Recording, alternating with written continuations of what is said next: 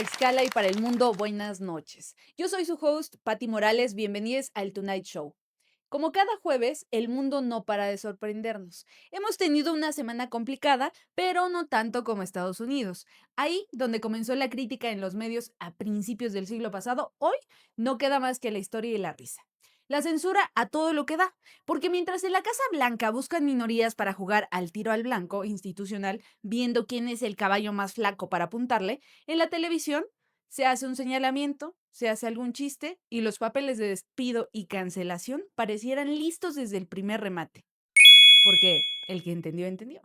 Fue hace 2 semanas cuando en el programa del planetariamente famoso Jimmy Kimmel, mi homólogo, pero aquí desde la tuna y a las 8 todos los jueves, ocurrió una observación graciosa sobre el desvío natural que le da a los temas trascendentales el presidente Trump, quien, sin avisar agua va, decidió que en lugar de comentar sobre los tiroteos masivos en aquel país y la trágica consecuencia sobre la vida del activista político de extrema derecha Charlie Kirk, mejor iba a comentar sobre la construcción del nuevo salón de baile, del hogar presidencial. Y es que, mano, es como si le preguntaran en el pueblo al presidente municipal qué opina del robo a mano armada o de la desaparición de personas y él prefiriera hablar de la construcción del nuevo auditorio donde van a caber a huevo más huevos y mejores eventos. ¡Qué ojito! Igual es importante, pero no tanto como proteger la libertad de expresión y más en un lugar tan simbólico, formativo y crítico y patriótico como lo son las universidades, donde sea que estén. Desde el Tonight Show condenamos toda expresión de violencia que conlleva la censura o desenlaces trágicos, porque nosotros, lo mismo que los filósofos, aunque no compartimos las ideas de Kirk, moriríamos por defender su derecho a expresarlas y las de todes. Hoy pedimos por Jimmy, porque en este mundo tan polarizado en el que vivimos, hacen falta más presentadores, personas de empresa y negocio en medios de comunicación que enfrenten la batalla de la censura con nosotros, que encarnen el discurso no como si fuera propio, pero sí como un escudo contra el retroceso y el olvido. A causa de esto, también estamos en semana de estreno, porque a través de plataforma y televisión abierta está estrenándose un documental, el del PRI, Crónica del Fin, que es atemporal.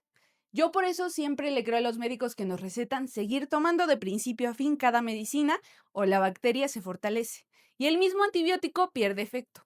El PRI es una muestra de cómo los mismos vicios y las mismas correcciones durante un tiempo prolongado no desaparecen, solamente se fortalecen. A Jimmy Kimmel, nuestra solidaridad. Y secundando a John Oliver, a todos los que nos obliguen a callar, porque la verdad es más increíble que la mentira, desde aquí les decimos, jódanse, oblíguenos, porque daremos la guerra. Pónganse cómodos, querida audiencia, tenemos un gran show para ustedes. En esta ocasión nos acompaña alguien a quien no podemos definir, porque todo el tiempo está cambiando, como su voz, sus atuendos, el símbolo que es. Con ustedes, Jules. Pero antes, la curaduría.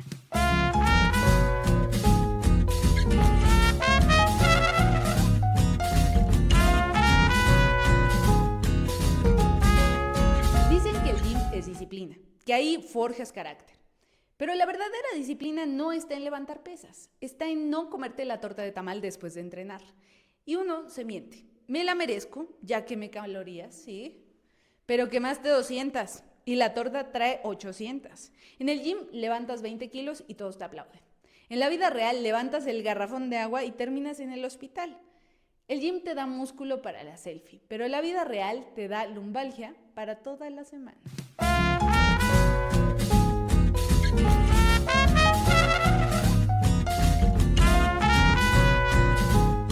Time Bandits.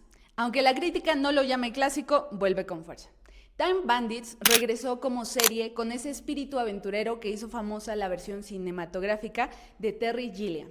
En esta nueva encarnación, el viaje en el tiempo, los universos absurdos y los personajes peculiares vuelven al frente, mezclando nostalgia con imaginación renovada. Muchas críticas dicen que no es tan clásico como el original, pero pues es lo que esperábamos. El clásico no espera que lo imiten fielmente, sino que inspira recreaciones que se atrevan. Lo que funciona aquí es que la serie no tiene miedo de lucirse. Mundos extraños, personajes que hablan como si su lógica fuera la lógica real del absurdo, escenarios que parecen salidos de un sueño febril. No busca ser museo, busca que te diviertas y te pierdas en cada tramo. La diversión de esta nueva Time Bandits no es una copia al carbón del original, es un remix con esteroides. Las fantasías regresan con la licencia de jugar con lo imposible, puertas que llevan a otros mundos, relojes locos y mapas que se ríen de tus planes. Si la nostalgia es una trampa, esta serie salta de ella con ritmo. Que algunos críticos no lo llamen clásico no importa. Lo importante es que Time Bandits nos recuerda que la imaginación sigue siendo demasiado subversiva para quedarse quieta y que la fantasía no envejece, se reinventa. Chewy, el Caribe que se resiste a sonar como todo lo que ya existe. Chewy, colectivo puertorriqueño nacido en Isabela, no está aquí para repetir fórmulas ni lucir en playlists previsibles. Está aquí para que el Caribe se escuche distinto, incómodo, orgánico. Su más reciente sencillo, Falta Algo, es apenas la punta del iceberg de un disco que se anuncia visceral, experimental y no comercial a propósito. Ellos toman ritmos dócilmente tropicales, cuatro cubano, bongo de monte, capas vocales, pero los retuercen con voces que parecen salir del alma antes que del estudio. No suenan como lo que quieren venderte, suenan como lo que les corre en las venas. Eso es lo que los hace que sean contraculturales. No marchan al ritmo de la industria, sino al del tiempo interno de sus raíces. Parte de su identidad es política sin tapujos. Durante las protestas en Puerto Rico post-Telegram Gate, su sonido creció desde la calle, no desde un contrato prefabricado. En sus letras habitan temas como independencia, migración, exilio, dignidad, que ni piden permiso ni esperan ser radio-friendly. Chewy no busca entrar por la puerta principal del pop global, se está abriendo por túneles. Mientras otros corren detrás de cifras, ellos corren detrás del silencio interior, de la canción que duela. Complejo como un poema, arriesgado como un grito. En un mundo que premia lo fácil, su apuesta es escalar por lo difícil. Si lo comercial fuera sinónimo de vendible, Chewy demuestra que lo difícil puede vender más, que la memoria sonora puede ser mercancía disidente, que el Caribe no se escucha como catálogo, sino como resistencia sonora, y eso no se regala, se construye.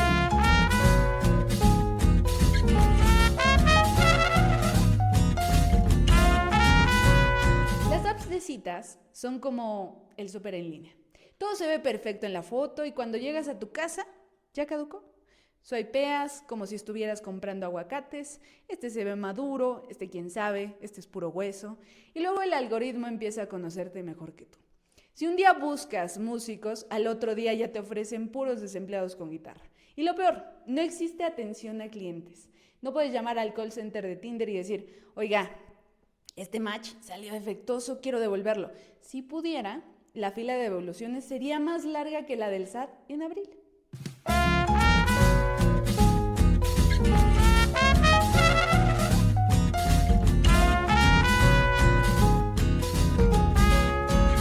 El mundo no para y nosotros tampoco. Trump convierte la ONU en su show de stand-up. Donald Trump habló durante casi una hora en la Asamblea General de la ONU y en vez de discurso presidencial dio un show de quejas y berrinches. Se quejó del teleprompter que no funcionaba y hasta de una escalera mecánica que no sirvió, usando los fallos técnicos como prueba de que la ONU está podrida e inútil. Entre chistes raros y berridos acusó a Europa de irse al infierno por la migración. Llamó al cambio climático el mayor engaño de la historia y convirtió lo que debería ser un mensaje de Estado en rutina de bar barato.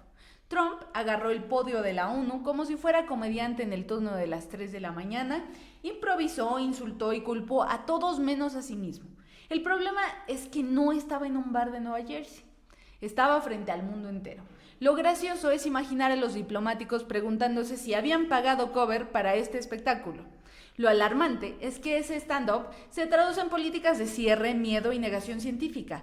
Lo de Trump en la ONU es el ejemplo de cómo el poder puede disfrazar berrinche de política. Es gracioso mientras se escucha, pero peligroso cuando se aplica. Porque cada risa nerviosa en ese salón es también un voto de silencio frente a discursos que normalizan el odio, el miedo y la mentira. Y de eso no se ríe nadie. Reconocimiento a Palestina. La Asamblea General de la ONU se convirtió en escenario de un giro diplomático importante. Varios países anunciaron oficialmente el reconocimiento del Estado de Palestina. Reino Unido, Canadá, Australia, Portugal, Bélgica, Luxemburgo, Malta y Andorra se sumaron a la lista junto con Francia, elevando a más de 150 los Estados miembros de la ONU que reconocen a Palestina, es decir, más del 80% del mundo. El mapa se tiñó de sí. Casi todos reconocen a Palestina, salvo las potencias que siguen jugando a que el tablero es suyo. Reconocer no es resolver, pero sí es desnudar la hipocresía de quienes dicen querer paz mientras niegan el nombre del pueblo que la necesita. El reconocimiento de Palestina no borra la violencia ni cambia de un día a otro el conflicto, pero sí da un paso simbólico que llevaba décadas pendiente. Aceptar que un pueblo existe, que tiene derecho a un Estado y que la paz no se construye ignorando su nombre. Macron, el presidente atrapado. En medio de la Asamblea de la ONU, Emmanuel Macron vivió un episodio insólito. Su caravana fue detenida por la policía de Nueva York porque no tenía autorización para pasar, ya que había un evento de Donald Trump en la misma zona. Macron terminó bajándose a la calle con su equipo bloqueado y tuvo que llamar por teléfono al propio Trump para que lo dejaran avanzar. Que el presidente de Francia tenga que pedir permiso como si fuera Uber atrapado en el tráfico es el colmo diplomático. La ciudad más poderosa del mundo redujo a Macron a peatón, porque el show de Trump tenía prioridad. Ese momento es más que una anécdota, es metáfora. Así funciona la política global, muchas veces. Los discursos de grandeza se interrumpen por los caprichos del poder y sí, hasta un presidente queda detenido en la calle por un evento ajeno. ¿Qué queda para quienes enfrentan muros y bloqueos todos los días? Tiroteo en centro de detención de ICE en Dallas. En un centro de detención de ICE en Dallas se registró un tiroteo que dejó varios muertos y heridos. No es la primera vez que la violencia golpea estos espacios. Lugares que supuestamente deberían garantizar seguridad se convierten en escenarios de guerra. El hecho encendió alarmas sobre la precariedad y el abandono en que viven miles de migrantes detenidos en Estados Unidos. Un centro de detención que termina en balacera es la síntesis más brutal del sistema migratorio gringo. Ni libres ni seguros, atrapados entre barrotes que no protegen. Es como si a la cárcel le dieran licencia para jugar a campo de tiro. Cada disparo en ese centro no solo hirió a personas, también disparó preguntas incómodas. ¿Qué pasa cuando un país convierte el encierro en política y la violencia en rutina? Lo de Dallas no es accidente, es el eco de un sistema que decide quién merece vivir en paz y quién debe vivir con miedo. Protesta en Grecia contra turistas israelíes. En la isla griega de Siros, ciudadanos bloquearon la llegada de un crucero con cerca de 2,000 turistas israelíes. La protesta se enmarcó en el repudio al genocidio en Gaza y buscó mandar un mensaje político directo. El turismo no puede ser indiferente cuando hay conflicto humano en curso. Las imágenes mostraron pancartas, bloqueos en el puerto y un clima tenso entre la indignación local y el choque diplomático que la medida puede traer. El turismo suele venderse como industria de sonrisas y postales, pero en Grecia recordaron que también puede ser escenario de protesta. Un crucero que esperaba aplausos terminó recibiendo consignas. Es como si la playa, en lugar de dar bienvenida, pusiera un espejo frente a lo que pasa en Gaza. Lo de Grecia nos recuerda que la política no se queda en los parlamentos ni en las cumbres. También se juega en las calles, en los puertos, en la decisión de un pueblo que se niega a recibir turistas como si nada ocurriera. Porque a veces la solidaridad no se mide en discursos, sino en el valor de interrumpir la normalidad para decir aquí también nos duele. Asaltan casa millonaria de Fernández Noroña en Tepoztlán. Gerardo Fernández Noroña denunció que su casa en Tepoztlán, valuada en 12 millones de pesos, fue asaltada. El robo incluyó objetos de valor y dejó expuesta una ironía difícil de pasar por alto. El autoproclamado defensor del pueblo, crítico feroz de las élites y enemigo de lujo, vive en una mansión de 8 cifras, en uno de los lugares más exclusivos de Morelos. Noroña perdió cosas de su casa, pero lo que más perdió fue el discurso. Es complicado seguir hablándole al pueblo desde una propiedad que cuesta más que muchas colonias enteras. Que se la asaltaran es casi una metáfora. El contraste entre el discurso austero y la realidad de lujo también fue desvalijado. El asalto a Noroña no es solo una nota roja. Es un recordatorio de que en política los muros de las casas hablan tanto como los discursos en la tribuna, porque puedes predicar humildad desde el micrófono. Pero es la casa la que revela si esa humildad es real o es solo palabra. Y en tiempos donde la congruencia escasea, cada ladrillo vale más que un aplauso. Dembélé gana el Balón de Oro. El delantero francés Ousmane Dembélé conquistó el Balón de Oro, consolidándose como el mejor jugador del mundo en la temporada. Su triunfo llega tras un año brillante en el que fue pieza clave de su equipo y se colocó como uno de los nombres más determinantes del fútbol internacional. El galardón lo ubica en la élite de los históricos, un reconocimiento que pocos alcanzan. El Balón de Oro suele ir para Messi, Cristiano o la nueva joya de turno. Que Dembélé lo gane es casi un bug en la Matrix del fútbol, inesperado pero justo. Un recordatorio de que incluso en un deporte dominado por narrativas predecibles, todavía hay espacio para la sorpresa. El triunfo de Dembélé es más que una estatuilla dorada. Es prueba de que la constancia y el talento pueden cambiar guiones escritos y que a veces, cuando menos lo esperas, el fútbol vuelve a ser lo que siempre prometió. Impredecible, emocionante y profundamente humano. Bermúdez, la política que blinda al crimen.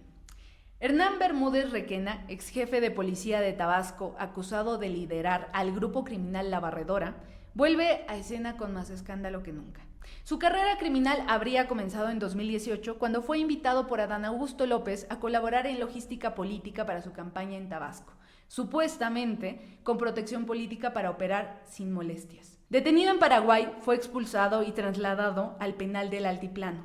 Las autoridades de Tabasco lo han vinculado a proceso por delitos de delincuencia organizada, extorsión, secuestro, etc. El tema es explosivo políticamente porque Bermúdez fue funcionario público y tuvo conexiones con figuras de poder actuales. Bermúdez no es un criminal afuera del poder.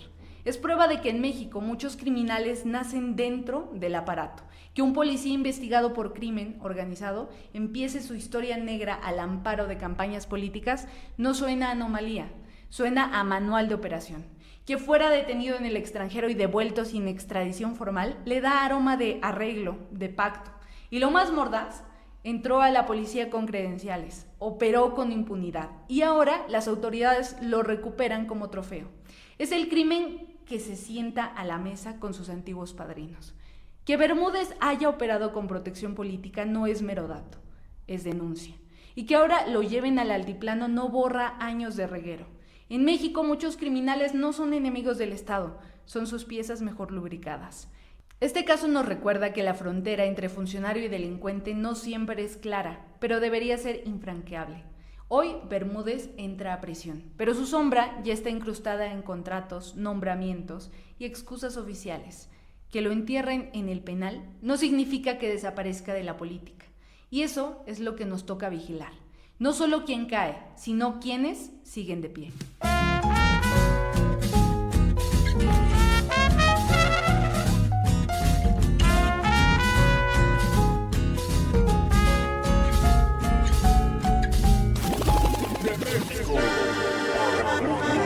El grupo de WhatsApp de la familia es el verdadero congreso.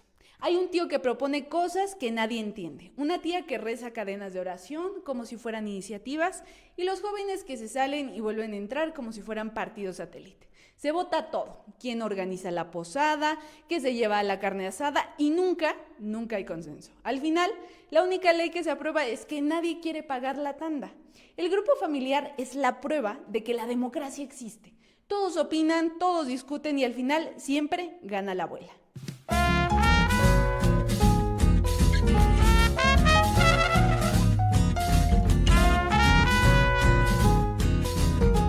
Querida audiencia, en esta ocasión tenemos una entrevista muy especial. Para empezar, porque se trata de nuestro programa de mitad de temporada y enseguida porque es un artista que ha evolucionado, que ha transicionado y que también se ha infiltrado en el sistema para cambiarlo desde adentro. Hoy con nosotros, Jules, bienvenida. Ay, muchas gracias, Pati, por invitarme, de verdad. Estoy muy emocionada de estar en el Tonight Show.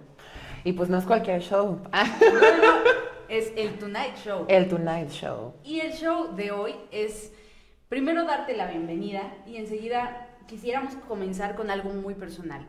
¿Cómo es que definirías a Jules? ¿Qué elementos de tu vida cotidiana te pueden definir como artista y como persona? Pues muchas gracias por darme la bienvenida. ¿Y qué elementos definiría mi persona?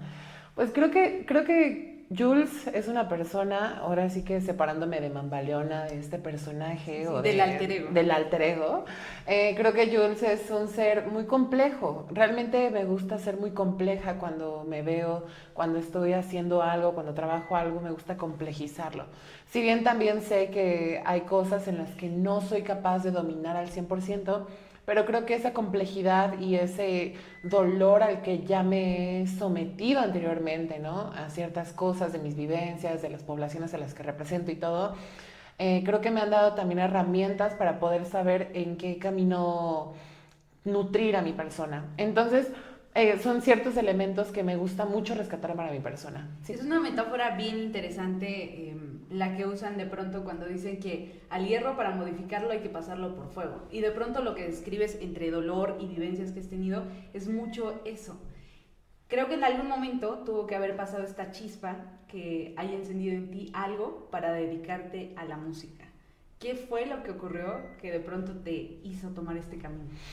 Pues fue muy fuerte, fue en 2020 que yo empecé la música, le dije a una amiga, bueno, una conocida, que quería hacer primero quería hacer covers, ¿no? De Rosalía, de Beyoncé, de Lady Gaga, Sí. y después me propuso esta chica, ¿por qué no hacemos mejor un álbum, no? Entonces fue cuando yo dije, pues estaría mejor porque voy a invertir el mismo tiempo, el mismo dinero, Claro. pero mejor un producto que sea mío. Entonces, lo que decidimos fue hacer un álbum. Este álbum se iba a llamar, va a suceder, no creo que muy pronto, pero se iba a llamar Welcome to Jullywood.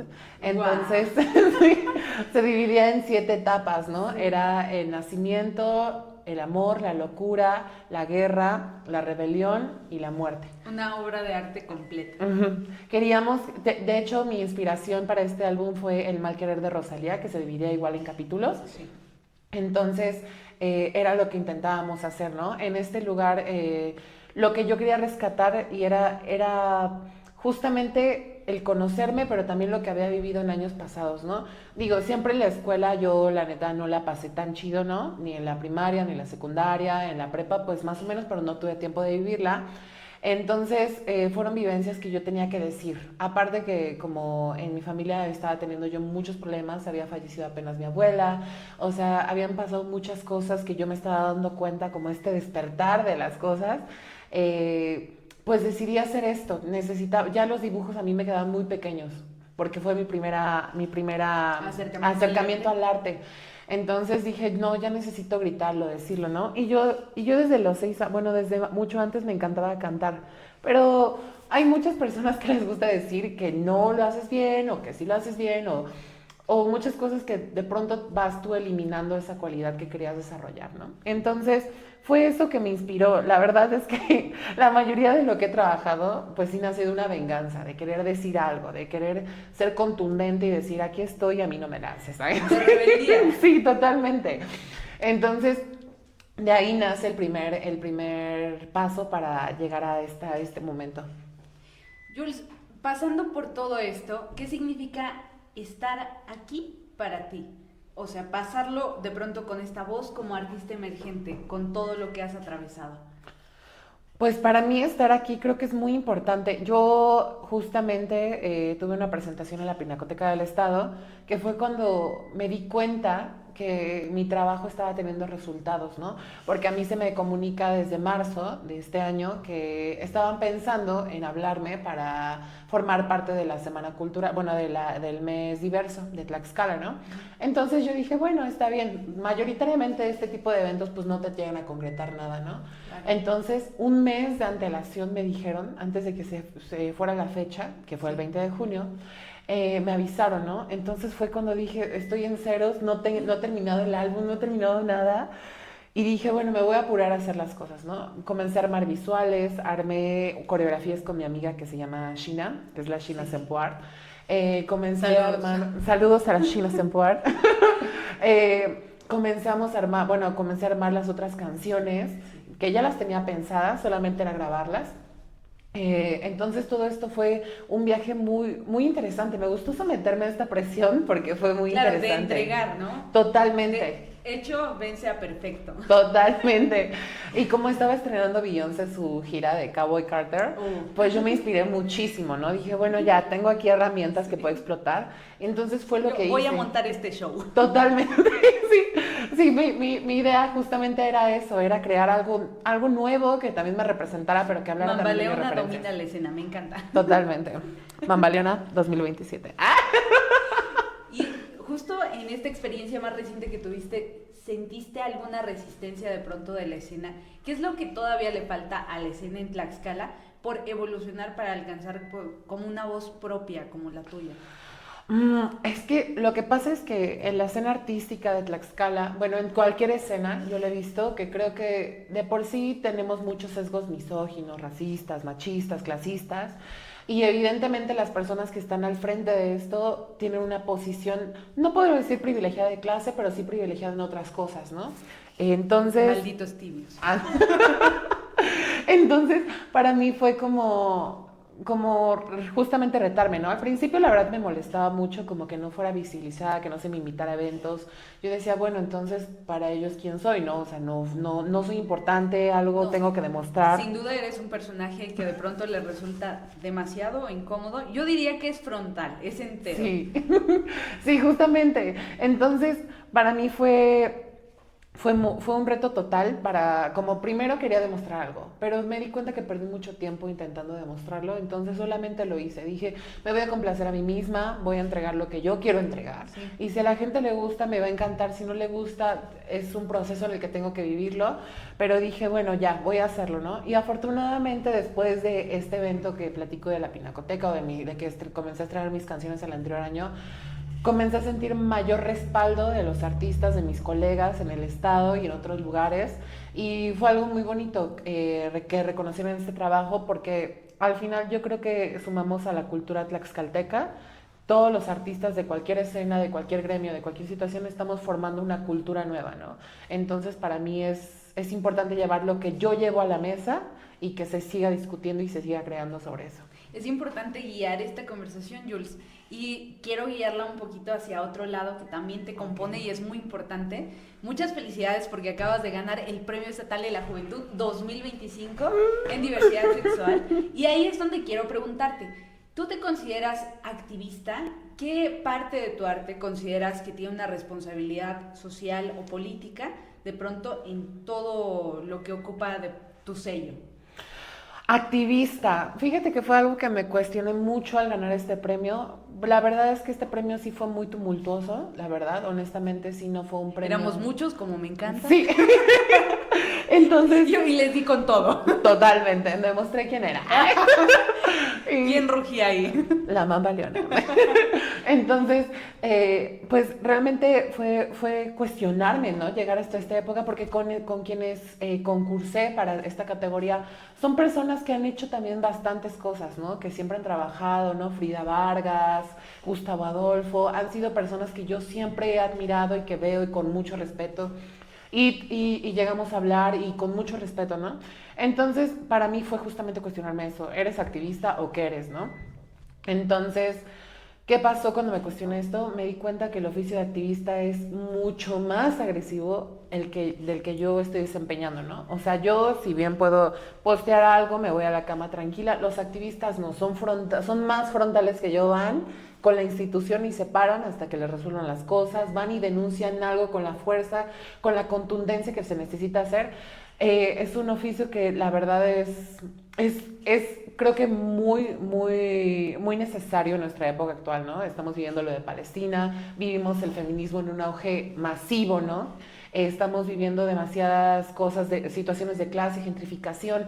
Entonces, para mí son cosas que sí son importantes denunciar, pero desde mi trinchera. También hay cosas que me mantienen atada, ¿no? Porque finalmente, al pertenecer a un sistema, te tienes que pues sesgar en ciertas cosas, no tienes que tener bueno, ser un poco más cerrada en tu opinión, no decirla al mundo, porque Sí, pues siempre hay alguien que... editarla. Totalmente, Oye, evitarla. aquí no hablamos de censura. No.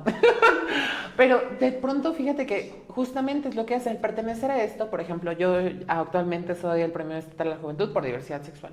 Hay ciertas cosas que quisiera decir que no puedo por llevar ese premio, ¿no? Por llevar esa etiqueta actualmente. Es una responsabilidad enorme, ¿no?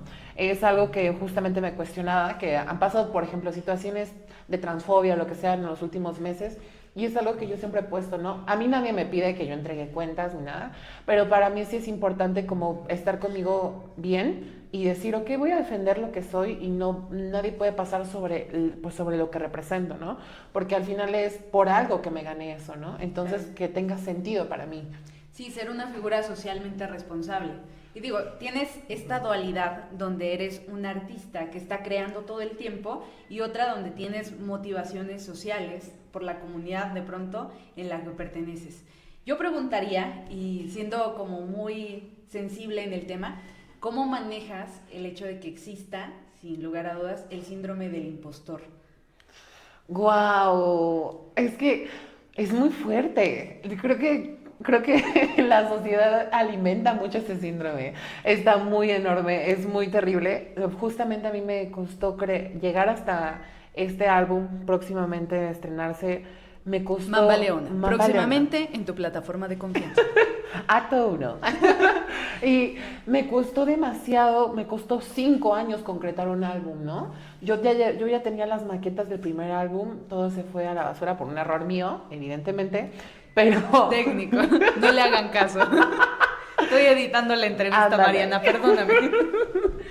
Y, y entonces yo tuve que seguir y frontear y dije, bueno, ¿qué es lo que busco, no? Primero pelearme conmigo misma, ¿qué concepto quiero? ¿Qué Sí. concepto quiero? Bueno, ya. Llegó justamente 2023, que fue un año catártico en el que tuve que asimilar muchas cosas, muchas consecuencias, muchas decisiones. Y ahí es donde yo tomo la decisión, ok, voy a hacer un álbum. Contacto a mi productor y entonces comenzamos a armar las rolas, comenzamos a armar el concepto, comenzamos a A armar todo. tallerear. Sí, totalmente.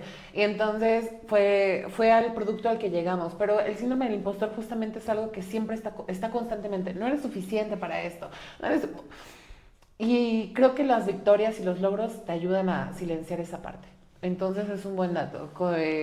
Tengan muchos éxitos. Sí, para que no distingan cuáles son los fracasos. Exacto. Pero yo siento que sin duda uno aprende más de los fracasos de pronto que de los éxitos. Totalmente. Es que yo creo que siempre ganas, el gane siempre está ahí, ¿no? Porque el fracaso te lo asegura. O sea, en el fracaso siempre vas a encontrar algo siempre que perfeccionar, ¿no? Entonces lo encuentras y ya estás Sí, ganando algo, estás puliendo tu producto, ¿no? claro. Si de pronto te dijeran sí a todo y te encuentras con un producto mediocre o que no está bien lijado o lo que sea, pues creo que sería como muy difícil de asimilar esa victoria, ¿no? Entonces Sí, para mí, por eso siempre digo, siempre estoy ganando porque realmente eso es porque lo soy que me Belinda. enseña, porque soy Belinda y siempre voy... Ellos somos primas. Por nada. Ay, Ya ven por exclusiva aquí. ándale. Y ya, Sí, por eso siempre digo que estoy ganando, ¿no? Porque para mí el fracaso es parte de ganar, siempre. sí. Y en este sentido, nadie es una obra terminada, pero de todo esto, ¿qué has aprendido de pronto para perfeccionar tus rituales o tus ceremonias? O de pronto algo que tú tomes como superstición para prepararte antes y durante un show. Wow, es muy fuerte. Pues Todo aquí es realmente, fuerte. realmente me gusta mucho estar en un escenario. Lo disfruto demasiado, demasiado, demasiado. Y para mí creo que es confiar siempre en mí misma. O sea, sí voy a tener muchos nervios siempre, pero confío mucho en que tengo ese poder sobre mí y ese poder sobre el escenario de plantarme y que la gente quiera verme, ¿no? Porque eso es muy importante, es algo muy difícil, ¿no? Lograr como artista que alguien te quiera ver. Entonces, de por sí creo que mi personalidad es muy extrovertida y demasiado extravagante, entonces Sí. creo No que es deja casi espacio para nadie más en el cuarto, pero eso es lo que buscamos. totalmente mi ascendente en Leo. Ay, sí. Sí, sí, yo hazte para allá, ¿no? Y entonces, justamente mi ritual más bien es como confiar, repasar todo lo que he hecho, lo que he logrado. Este año realmente ha sido años de resultados, ¿no? Y entonces me doy cuenta que al final le guste a la gente o no, al final lo estoy entregando y es una pieza que nace de mí y que para mí es muy importante. Y si la gente lo toma como importante, me doy por bien servida, la verdad. Y es algo que me pasó con lo de la pinacoteca, ¿no? Mucha gente me escribía, no manches, me dejaron pensando muchas cosas, fue muy político. Y yo pensaba que era muy soft, o sea, como que era el show más fresa del mundo. Y cuando todo el mundo como que salió así de que, ay, no, es que esta parte del video en el que decía cierta cosa, y para mí era como, wow, o sea, qué bueno que te gustó y que te movió algo, ¿no? No, para mí no es tan importante entregar algo tan plástico y pulido, sino que algo que tenga Vida. vida total y que se esté moviendo y que la gente lo siente, que diga, ok, esto tiene fuerza, ¿no? Entonces sí, yo creo que sí. Yo sí creo que cuando es genuino es personal y entonces puede volverse político. Y esa es la parte quizás más poderosa dentro de tu mensaje, Jules, yo lo siento. ¿Cuáles son de pronto los artistas que a ti te han servido como brújula, que te han inspirado para poder crear? Wow, creo que la mayoría del mundo sabe la respuesta, pero es Beyoncé. Beyoncé, la verdad es que ha sido Sí. mi brújula Diosa total. madre, por Dios favor, madre. persínense en casa. Gracias a Beyoncé estoy aquí. Entonces, para mí Beyoncé, Rosalía, Lila Downs, Amandititita, FK Twigs, Doja Cat, han sido como para mí referencias clave, ¿no? Siempre. Y creo que el único hombre que me ha inspirado es Juan Gabriel. A todos, como todo México. Literal. Y, y es lo que a mí me ha llevado a construir esto, ¿no? A Beyoncé la comienzo a consumir en 2021 con mayor frecuencia, a partir de que me doy cuenta de algo en mi cabeza cambió cuando comencé como con esta guerra interna de saber, bueno, cuál es el problema del tono de piel en la sociedad, ¿no? Entonces yo siempre, para mí siempre fue una dicotomía constante, ¿no? Porque yo vengo de una pareja que pues al final, pues digamos, mi papá es moreno, mi mamá es blanca, entonces para mí siempre fue una dicotomía que al final no tenía conclusión, no tenía un ser, ¿no? Entonces cuando yo me doy cuenta, bueno, ajá, yo puedo decir que mi papá es moreno y mi mamá es blanca, pero a mí el mundo me ve como morena, ¿no? Entonces fue ahí cuando justamente las cosas cambian y a la artista en la que me refugié muchísimo fue Beyoncé porque ella hablaba justamente de esto. Creo que la lucha del racismo ha sido muy de la mano con las poblaciones negras en todo el mundo, ¿no? En las diásporas. Actualmente Haití fue el primer país totalmente negro, ¿no? Y orgullosamente negro y fue algo importante, ¿no? Para la humanidad. Entonces para mí justamente Beyoncé creo que es el pilar de todas mis referencias. Me encanta porque todo esto es un viaje del aprendizaje de la heroína en la que te estás convirtiendo y es ahí donde se construye este alter ego del que hablábamos al principio, que se llama Mamba Leona. Cuéntanos de este proyecto y cómo va este primer acto y dónde podemos encontrarlo. Este proyecto nace realmente Mambaleona, nació este nombre a partir de que yo quería crear dos energías, como ya le había dicho Rosalía en Motomami, Moto y Mami, yo quería Mamba y Leona, porque ya tenía esta persona que se llamaba Mamba, inspirado en Beatrix Kido de Kill Bill, y entonces yo quería agregarle ese twist. Entonces Beyoncé utiliza mucho como su animal espiritual como una leona, ¿no? Siempre hablaba de ella y todo. De hecho, se pelea con Jay-Z, habla de que ella es una leona y que pues se lo va a chingar. Entonces yo dije, Me bueno. encanta, violencia pasiva. No. Entonces de ahí nace, ¿no? Y este álbum es dedicado a mi abuela, que ya falleció, a mi abuela paterna, que siempre fue una mujer que orgullosamente morena, ¿no? Siempre lo recalcaba, siempre decía, siempre era como contundente, ¿no? Porque la mayoría de mis tíos pues tuvieron como sus parejas son personas blancas, ¿no? Tuvieron hijos mestizos como yo y de XX. Entonces para mi abuela siempre fue importante como decir, no, yo soy morena. Y yo solamente quiero a la gente morena y hablamos. Con las herramientas con las que ella podía nombrar en ese momento el racismo que ella ya había vivido y de alguna manera materializar ese enojo en algo, ¿no? Entonces, para mí, este álbum justamente para la Mambaleona original es mi abuela, se llama Concepción Santa Cruz Carro, que también pues fue un personaje muy interesante en Tlaxcala, ¿no? Porque de la mano de Natalia Tenisa fueron las primeras diputadas de izquierda en el estado, ¿no? Entonces también ahí es como un bagaje cultural y familiar y herencia y todo muy interesante al que yo le quise dar forma. Dije, bueno, ok, yo creo que aquí yo me identifico mucho con mi abuela, entonces creo que quiero darle esa ofrenda, es algo entregarle de mí que sepa que sigue existiendo de alguna manera, ¿no? Como herencia cultural de manera nacional o global, si es que llega a ser. Entonces, yo creo que sí va a ser. Entonces era algo que quería entregar, ¿no? Mambaleona, de ahí nace el acto 1. Y este acto 1 estoy esperando que se estrene a finales de año, todavía no tengo fecha, pero sí, a finales de año yo creo que se estrena. Y pues nada, lo pueden encontrar en todas las plataformas, en donde ustedes gusten. Les voy a preparar una sorpresa ahí, espero y les guste. Maravilloso, vamos a estar muy, muy atentos. Y no hay mejor manera de honrar la existencia que a través del arte. Jules, ¿cómo te pueden encontrar en tus redes sociales? En todas mis redes sociales estoy como Mambaleona, excepto en TikTok. En TikTok estoy como Abejita Coquetonga porque me robaron el Abejita Coqueta. Y también tengo otra red social que se llama Abejita Coqueta, que es más personal. La profesional es Mambaleona, pero sí, en todas mis redes sociales me pueden encontrar como Mambaleona o Abejita Coqueta. Querida audiencia, esto fue Jules con el Tonight. Vayan a sus redes sociales y coméntenle que lo vieron aquí en el Tonight. Ya sé que...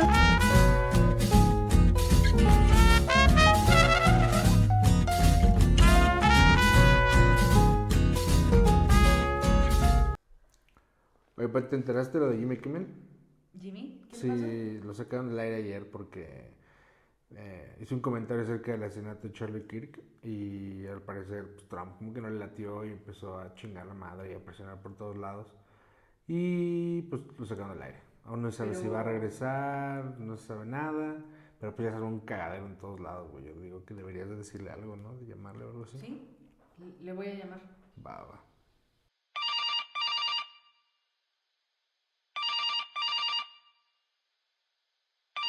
Jimmy?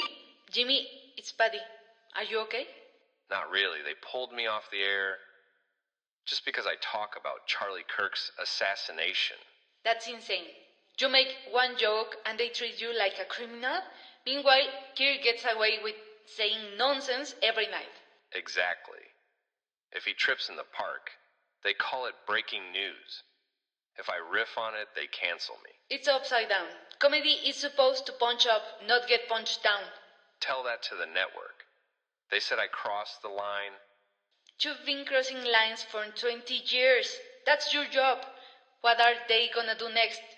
Let Fallon juggle puppies for an hour again? Careful. He might actually do it. Jimmy, listen to me. You're survived politicians, celebrities, even Matt Damon. Oh yeah, I'm still working on Damon. And you always will. But Jimmy, listen. Thank you. Really. You've opened the door for so many of us, especially younger voices like mine. Go on. Every show, every time I step out there, I feel the same fear. You know? That maybe saying one wrong thing could shut it all down. But that's why people like you matter. Because freedom of speech isn't optional. It's essential to democracy. That's why they hate it. Comedy tells the truth. Exactly, and you've been doing that for years. So don't see this as the end. See it as proof you still scare the right people. You're good, Patty. You'll be fine. Only because people like you show us how. Thank you, Jimmy. Thanks, bud. See you soon. I like the last show.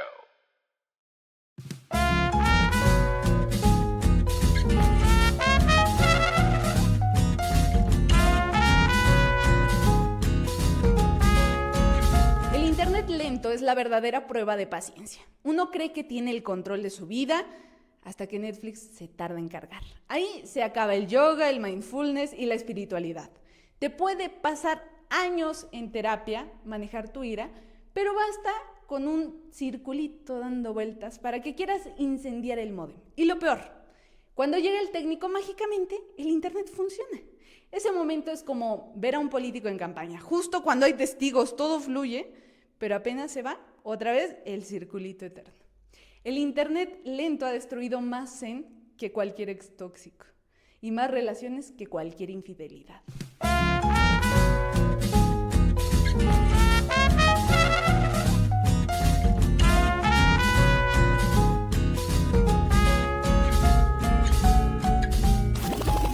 Hoy hablamos de todo, de Trump haciendo stand-up en la ONU, de Macron pidiendo chance para pasar, de Palestina ganando reconocimiento, de balaceras en centros de detención, de casas millonarias que contradicen discursos de humildad, de futbolistas sorprendiendo al mundo, hasta de internet lento y grupos de WhatsApp. Y aunque parecen cosas distintas, en el fondo hablan de lo mismo. El mundo es una contradicción con Wi-Fi intermitente. Porque ahí está Trump quejándose de un teleprompter como si fuera víctima de la modernidad, cuando el verdadero bug del sistema es que todavía hay políticos que pueden vender berrinche como discurso. Está Macron, presidente de Francia, detenido en la calle como cualquier repartidor atrapado en Reforma un viernes. Está Noroña, que habla del pueblo desde una mansión de 12 millones como si la coherencia fuera un lujo opcional. Y está Dembélé, recordándonos que en el fútbol, de vez en cuando, la sorpresa todavía existe. Y mientras tanto, nosotros aquí, con apps que nos estafan, citas, con tandas que nunca se pagan, con internet que nos prueba más que cualquier gurú espiritual. El contraste es brutal. Los líderes del mundo tienen poder para mover fronteras y ejércitos, pero no para evitar quedar atrapados en el tráfico o en sus propias mentiras. Y nosotros, simples mortales, vivimos esas mismas contradicciones en pequeño. El gym, la torta, la espiritualidad, el circulito de carga, el discurso, la realidad. Al final, todo se reduce a lo mismo. Nos venden orden, progreso y modernidad, pero vivimos en un loop eterno entre el meme y la tragedia. Y quizás lo más ácido de esto es que mientras unos juegan a gobernar como si fuera show de comedia, otros luchan solo por existir, por ser reconocidos, por ser escuchados. Entre tanto ruido, nuestro trabajo es no tragarnos el chiste fácil, sino preguntarnos quién se está riendo de verdad.